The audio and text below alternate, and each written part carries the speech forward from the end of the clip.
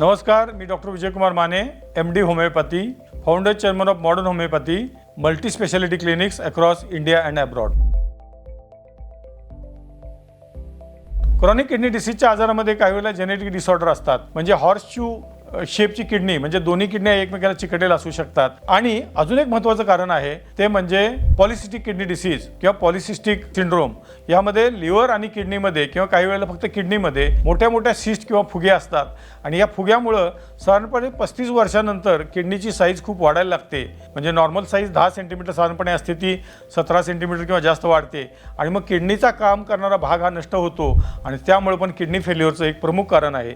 Modern होमिओपॅथीच्या उपचारानं योग्य वेळेला patient आल्यास आम्ही त्याच्यावर पण नियंत्रण ठेवू शकतो असं आम्हाला दिसून आलेलं आहे. मॉडर्न होमिओपॅथीमध्ये आम्ही 1996 सालापासून विशेष रिसर्च बेस्ड उपचार करत आहोत. गेल्या 30 वर्षांमध्ये आम्ही 2,15,000 पेक्षा जास्त गंभीर आजारांवर किंवा ज्याला इनक्युरेबल डिसीज असं म्हटलं जाते असे आजार जसे की किडनी फेल्युअर आणि इतर आजार यांच्यावर यशस्वी उपचार केलेले आहेत. आपण स्वतःची काळजी घ्या. काही लक्षण दिसली तर न घाबरता आमच्याशी संपर्क करा आणि निरोगी आयुष्य जगा.